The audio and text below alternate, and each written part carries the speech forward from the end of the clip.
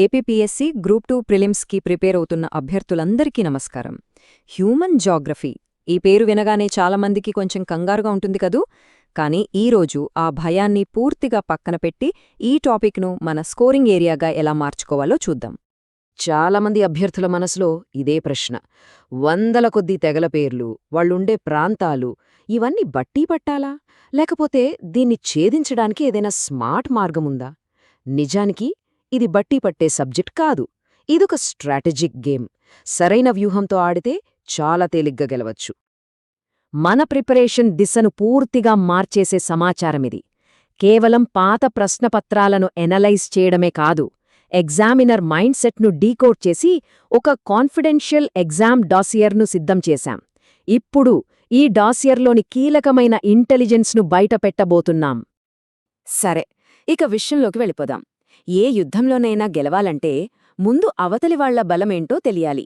అలాగే ఏ పరీక్షలోనైనా గెలవాలంటే ఎగ్జామినర్ ఏ టాపిక్స్కి ఎక్కువ ప్రాధాన్యత ఇస్తున్నాడో తెలుసుకోవాలి. అదే మన విజయానికి మొదటి మెట్టు. ఒక్కసారి ఈ నంబర్స్ చూడండి. ఇవి చాలా స్పష్టంగా ఒక విషయం చెప్తున్నాయి. ఐఏఎస్ ప్రిలిమ్స్తో పోలిస్తే స్టేట్ పీసీఎస్ పరీక్షల్లో, అంటే మన ఏపీపీఎస్సీ లాంటి వాటిల్లో జాతులు మరియు తెగల మీద వచ్చే ప్రశ్నలు దాదాపు 4 రెట్లు ఎక్కువ. దీనర్థమేంటి? ఏపీపీఎస్సీ గ్రూప్ 2లో మంచి ర్యాంక్ కావాలంటే ఈ టాపిక్ను అస్సలు వదిలిపెట్టడానికి వీల్లేదు. అయితే అసలు రహస్యమేంటంటే వాళ్ళు అడిగే విధానం. కేవలం తెగపేరు, ప్రాంతం అని గుడ్డిగా బట్టి పెడితే సరిపోదు.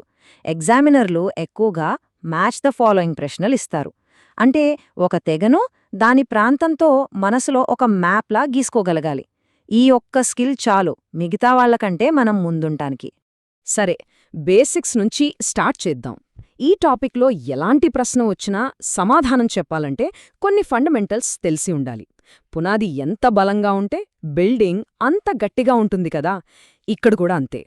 ఈ టైమ్లైన్ చూస్తే మానవజాతి ఆఫ్రికాలో పుట్టిందని తెలుస్తోంది. మొదటి ఆధారాలు తృతీయ యుగంలో దొరికాయి. అయితే ఇక్కడొక పెద్ద ట్రాప్ ఉంది, జాగ్రత్త. మన తక్షణ పూర్వీకుడు క్రో-మాగ్నన్, నియాండర్థల్ కాదు. చాలా పరీక్షల్లో నియాండర్థల్ను ఒక తప్పు ఆప్షన్గా ఇస్తారు. ఇది బాగా గుర్తుపెట్టుకోండి. ఈ 3 వర్గీకరణలు ఇప్పుడు సైంటిఫిక్గా వాడకల్లో లేవు, కానీ మన ఎగ్జామ్స్లో మాత్రం ఇప్పటికీ అడుగుతున్నారు. ఇక్కడ మనం గుర్తుపెట్టుకోవాల్సింది 2 పాయింట్లు అంతే. 1, వాళ్ళ భౌగోళిక మూలాలు. కాకసాయిడ్ అంటే యూరప్, మొంగోలాయిడ్ అంటే ఆసియా, నీగ్రాయిడ్ అంటే ఆఫ్రికా. 2, ప్రపంచంలో అతి పెద్ద జనాభా సమూహం కాకసాయిడ్. మిగతా అనవసరమైన డీటెయిల్స్ జోలికి వెళ్ళొద్దు. రైట్, ఇక అసలు కథలోకి వెళ్తున్నాం. ఇప్పుడు మనం ఒక చిన్న ప్రపంచ యాత్ర చేద్దాం. కానీ ఇది మామూలు యాత్ర కాదు, ఎగ్జామ్లో మార్కులు తెచ్చిపెట్టే యాత్ర. మనసులో మీ అట్లస్ని రెడీ చేసుకోండి. ఈ తెగ పేరు మాత్రం అస్సలు మర్చిపోవద్దు. పిగ్మీలు. వీళ్ళు మధ్య ఆఫ్రికాలోని కాంగో బేసిన్లో ఉంటారు. ముంగులస్ అనే ప్రత్యేకమైన గుడిసెల్లో నివసిస్తారు. అయితే ఇక్కడే ఎగ్జామినర్ మనల్ని కన్ఫ్యూజ్ చేస్తారు. వాళ్ళు పశువుల్ని కాసేవాళ్లు కాదు, వేటగాళ్లు. ఈ ఒక్క పాయింట్, ఈ చిన్న తేడా మార్కులను డిసైడ్ చేస్తుంది. ఇప్పుడు మనం మాట్లాడబోయేవి యాంకర్స్ అన్నమాట. మ్యాచ్ ద ఫాలోయింగ్ ప్రశ్నల్లో మనకి కొండంత అండగా నిలిచేవి ఇవే. ఈ 4 తెగలు మసాయి, బెడ్విన్, బుష్మెన్ మరియు ఎస్కిమోలు. వాళ్ల ప్రాంతాలు కరెక్టుగా తెలిస్తే చాలు, ఆప్షన్స్లోంచి కనీసం 2 తప్పు సమాధానాల్ని వెంటనే తీసిపారేయొచ్చు. సరే, ఇప్పుడు మన ప్రయాణం తూర్పువైపు. మ్యాప్లో చూడండి. కిర్గిజ్ మధ్య ఆసియా, టార్టార్ సైబీరియా, ఐను జపాన్. జాగ్రత్త, ఇక్కడొక కామన్ మిస్టేక్ జరుగుతుంది. మలేషియాకి చెందిన సకాయ్, సెమాంగ్స్ తెగల్ని తీసుకెళ్లి ఇండోనేషియాతో జతపరుస్తారు. కాబట్టి దేశం పేరు చాలా ముఖ్యం. ఒక్కోసారి పేపర్ కొంచెం కష్టంగా ఇవ్వాలనుకుంటే ప్రశ్నలిలా ఉంటాయి. ఇన్యూట్లు ఎక్కడ ఉంటారు అని కాకుండా వాళ్ళు ఏం వాడతారు అని అడుగుతారు. కయాక్, ఉమ్యాక్, స్లెడ్జ్, ఇగ్లూ ఇవన్నీ ఆర్క్టిక్ వాతావరణంలో వాళ్ళు బ్రతకడానికి ఉపయోగించే టూల్స్ అన్నమాట. ఇది నెక్స్ట్ లెవెల్ నాలెడ్జ్. ఇప్పుడు దాకా మనం ఫ్యాక్ట్స్ చూసాం. ఇప్పుడు కాన్సెప్ట్స్లోకి వెళ్దాం. ఎగ్జామినర్ మనల్ని సరిగ్గా ఇక్కడే కన్ఫ్యూజ్ చేయడానికి చూస్తాడు. కొన్ని చిన్న చిన్న తేడాలతోని ప్రశ్నల్ అడుగుతారు. ఈ 2 పదాలు చూట్టానికి ఒకేలా ఉంటాయి, కానీ చాలా తేడా ఉంది. ట్రాన్స్హ్యూమన్స్ అంటే సీజన్ని బట్టి, ఉదాహరణకు వేసవిలో కొండలపైకి, శీతాకాలంలో కిందికి వెళ్లడం. మన హిమాలయాల్లోని భోట్యాలలాగా. అదే సంచార పశుపోషణ అంటే నీళ్లు, పచ్చిక కోసం ఒక చోట స్థిరంగా ఉండకుండా తిరుగుతూనే ఉండటం, ఎడారిలోని బెడ్విన్లలాగా. ఈ తేడా చాలా ముఖ్యం. ఈ పాయింట్ నేరుగా మన ఎగ్జామ్ డాసియర్ నుంచొచ్చింది. వినండి. ఎగ్జామినర్లు ఏం చేస్తారంటే ట్రైబ్ పేరు కరెక్ట్గానే ఇస్తారు, కానీ దానికి జత చేసిన దేశం లేదా ఖండం పేరు తప్పుగా ఇస్తారు. ఇది వాళ్ళ ఫేవరెట్ ట్రిక్. కొన్ని ఉదాహరణలు చూద్దాం. ఈ ఒక్క స్లైడ్ ఒక్క గోల్డ్ మైన్ లాంటిది. కావాలంటే స్క్రీన్షాట్ తీసుకోండి. చూడండి. కోరియాక్లు సైబీరియాకి చెందినవారు, కానీ వాళ్లని అలాస్కాతో జత చేస్తారు. సెమాంగ్స్ మలేషియాకి చెందినవారు, కానీ ఇండోనేషియాతో జత చేస్తారు. మసాయి తూర్పు ఆఫ్రికా, కానీ పశ్చిమ ఆఫ్రికా అనిస్తారు. కిర్గీజ్ మధ్య ఆసియా, కానీ వాళ్లను ఎక్కడో సుడాన్తో కలుపుతారు. ఈ నాలుగింటిని బాగా గుర్తుపెట్టుకోండి. సరే, ఇప్పుడు భాషల దగ్గరికి వద్దాం. ఇక్కడొక లేటెస్ట్ అప్డేట్ ఉంది. ఇంతకుముందు మాతృభాషగా మాట్లాడేవారి సంఖ్యలో మాండరిన్ చైనీస్ మొదటి స్థానంలో ఉండేది. కానీ ఇప్పుడు మొత్తం మాట్లాడేవారి సంఖ్యలో ఇంగ్లీష్ మొదటి స్థానానికొచ్చింది. ఇది కొత్త ఫ్యాక్ట్.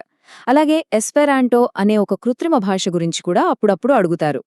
ఇవి ఎగ్జామినర్ వేసే కొన్ని గూగ్లీలన్మాట. డెమోక్రటిక్ రిపబ్లిక్ ఆఫ్ కాంగో అనగానే చాలామంది అది ఆఫ్రికా కదా అని అనుకుంటారు. కానీ అక్కడ అఫీషియల్ లాంగ్వేజ్ ఫ్రెంచ్. అలాగే సింగపూర్లో తమిళం కూడా ఒక అధికారిక భాష. ఇండోనేషియా భాషను థాయిలాండ్తో కన్ఫ్యూజ్ చేస్తారు. ఈ ఎక్సెప్షన్స్ మీద ఒక కన్నేసి ఉంచాలి. రైట్. ఇప్పుడుదాకా మనమేం నేర్చుకున్నామో చూశాం. కానీ అసలైన పరీక్ష ఎగ్జామ్ హాల్లోనే. అక్కడ ఈ తెలివిని ఎలా ఉపయోగించాలో ఇప్పుడు చూద్దాం. ఇది మన ఫైనల్ అటాక్ ప్లాన్. ప్రశ్నపత్రం చేతికి రాగానే ఈ 3 స్టెప్ ఫార్ములాను వాడండి. స్టెప్ 1, ముందుగా మన బిగ్ 4లో ఏవైనా ఉన్నాయేమో చూడండి. వాటితో తప్పు ఆప్షన్లను ఎలిమినేట్ చేయండి. స్టెప్ 2, తర్వాత ఖండం, దిశ సరిగ్గా ఉన్నాయో లేదో చెక్ చేయండి. తూర్పా పడమరా అని. స్టెప్ 3, ఫైనల్గా వాళ్లు వేటగాళ్లా, పశుపోషకులా అనే తేడాని గమనించండి. ఈ పద్ధతి ఫాలో అయితే కరెక్ట్ ఆన్సర్ చాలా ఈజీగా దొరుకుతుంది. Okay, final rapid fire revision నాతో పాటు మీ మనసులో చెప్పుకోండి.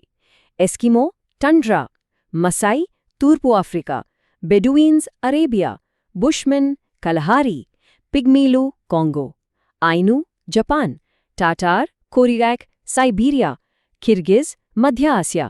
పర్ఫెక్ట్. ఇప్పుడు రెండో సెట్.